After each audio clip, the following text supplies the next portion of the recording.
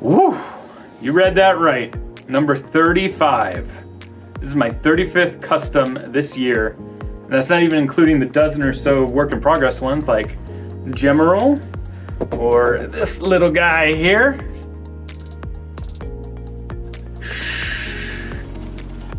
Check it out. This is one of the favorite customs I've made, and the irony is, Metal Sonic is not one of my favorite characters. I like thicker characters, that's why I really like Big, and he always just felt very spindly in his design to me. And so being able to thicken him up with these cloaks and give him something to hold was just really, really fun. And use this UV light to shine on it, and it makes it look really awesome, depending on the camera that you're using. This one, I think it looks fairly well, but it looks so much cooler in real life. It's really hard to capture. Kits are going on sale right after the premiere of this video finishes, so get yours. Those are gonna be made to order, so they shouldn't sell out. It'll just be first come, first serve, and whoever orders first will get theirs first. Question of the day, down in the comments. What is the next custom that you were most looking forward to from me? Without any further ado, I hope you enjoy Reaper Metal Sonic, the making of video.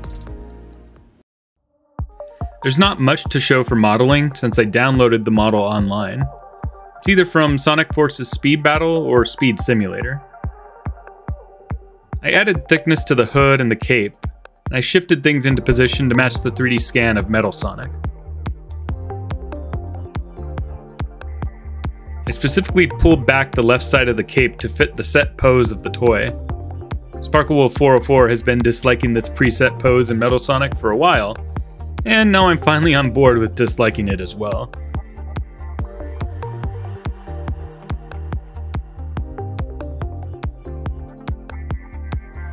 Then I printed it and started working with the pieces. The original intention was just to have the hood and cut off the quills off of the head to make it fit.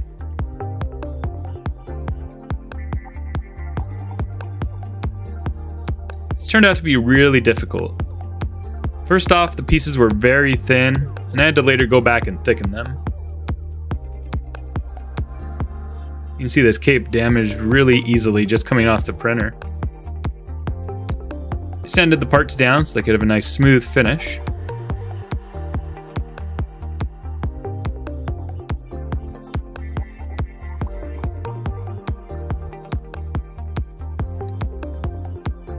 And then I went ahead and ruined Metal Sonic's head. This was an old version of Metal Sonic that I had already primed black many months ago. But as you can see, this didn't work out. Might as well just make the whole head. Oh, it's almost there. What do I need to do? Oh, I broke it.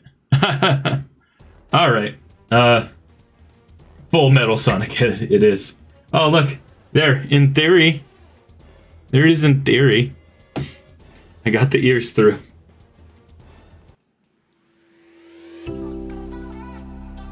So I went back to the drawing board with the head. I used the 3D scan as a base, resurfaced a new head that would then be pre-built into the hood.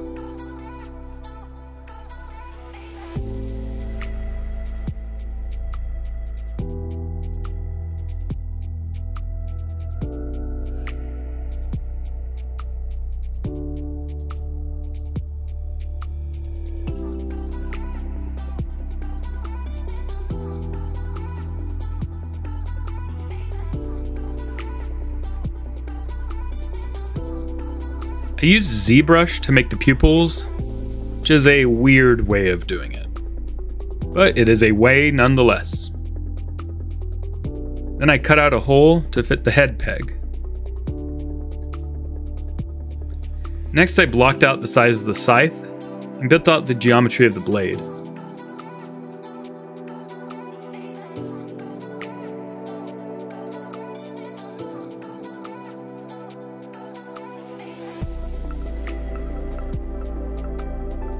I fit an existing model of a staff to the cylinder that I blocked out.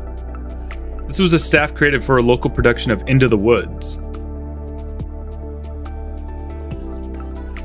It was a prop, so I printed it full size for them. And now I'm using it at this small scale. Here's what the big one looks like.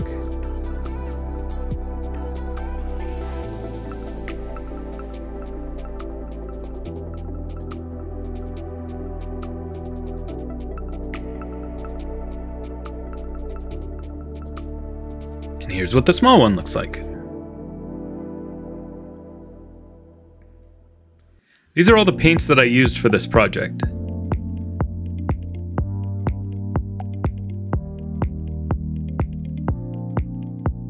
I used these Pro Acryl paints, including the metallic medium that I used in the last project. I used some Vallejo colors, as well as a cheap Craft Smart black.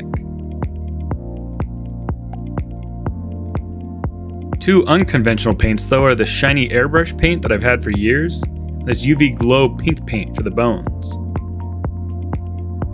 I used a Vallejo wash and putty for attaching and positioning the cape. For small metal details, I used this Artistro metallic marker silver. The pink paint glows really well with this UV flashlight.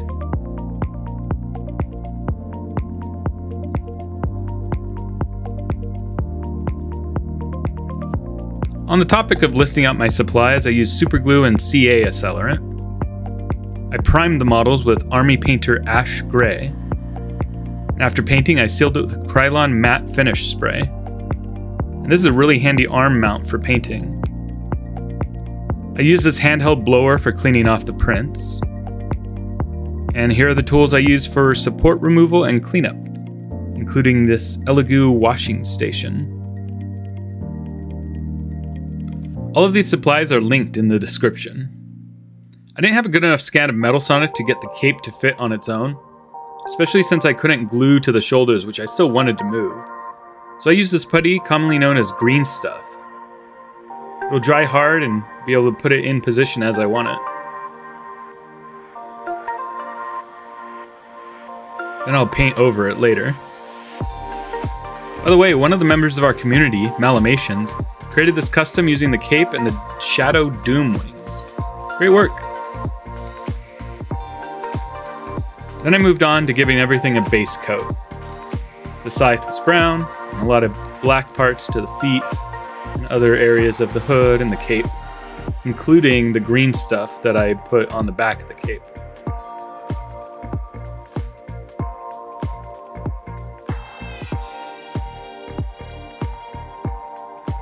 I used blue with the metallic medium to give the color a subtle metallic sheen. I painted this on a whim on stream and wasn't originally planning this, so I wasn't able to prime it. Ideally, I would have given a priming pass over all of it.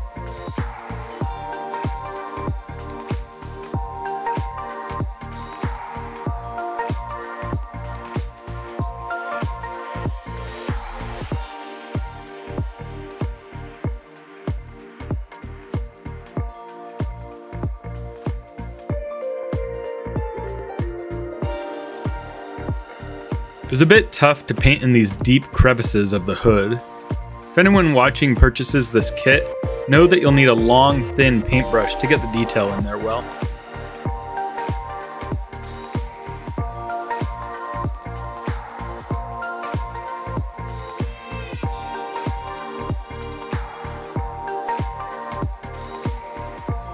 I dry brushed lighter colors of brown on the scythe to bring out the details.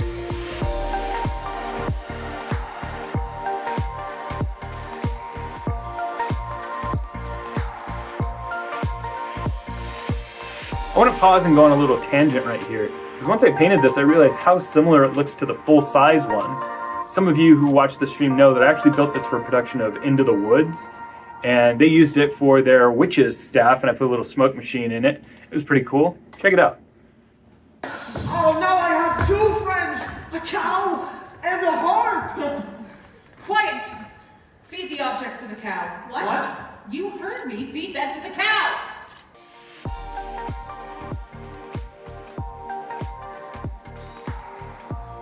While they're different shades, the techniques were exactly the same. a darker coat of brown as a base, and then levels of lighter and lighter brown to tan, brushed one layer at a time. When I painted this for the stage, I actually took it out onto the stage into the lighting to see what it looked like in context so I could get exactly the detail that I wanted from the audience's perspective.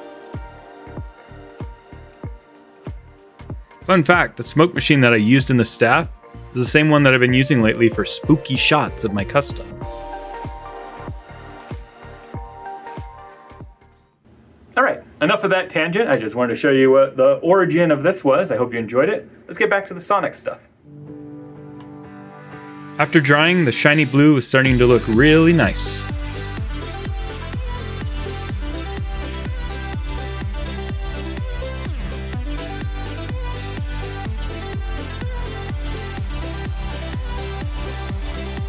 Guys, I did a terrible job of making sure that what I was painting was in the camera. Really sorry about that.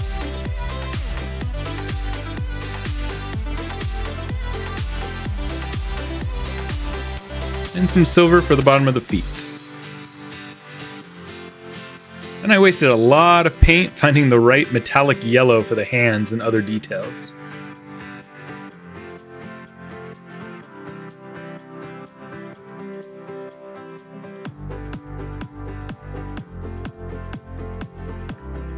Again, I've painted this nearly off screen, so I've kindly provided some alternate footage to keep you entertained while you watch this unusable footage.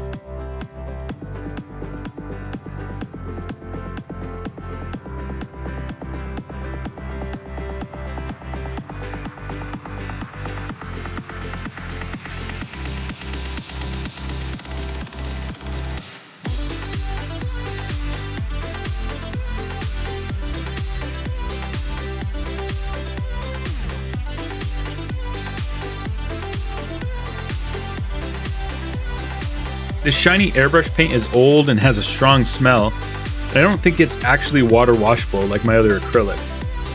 But I thought it was a nice color for his eyes.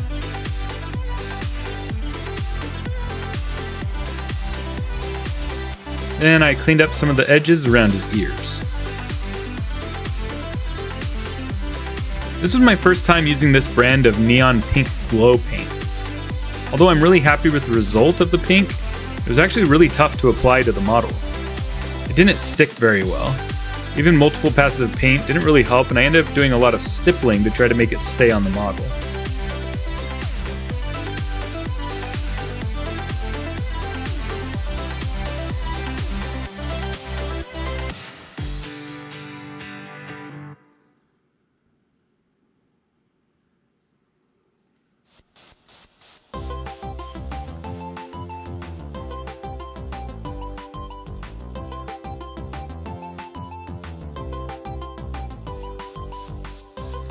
Once I hit it with UV light, I actually saw a problem with the fact that I didn't prime the model.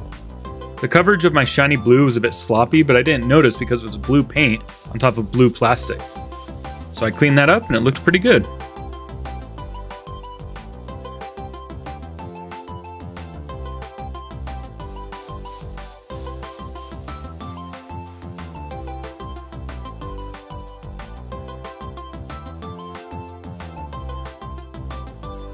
Chaos Element pointed out that there's a spine on the back of the cape. I would have totally left it out if they didn't let me know, so thanks a lot.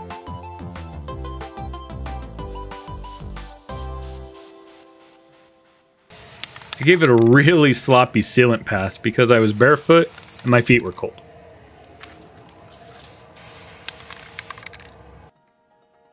I am so happy with the result. Metal Sonic is one of my least favorite designs, but the cape and the scythe added to it really make me like the silhouette more. And the skull and the bones design is just so cool, especially for Halloween. It looks great both in the dark and in light settings as well.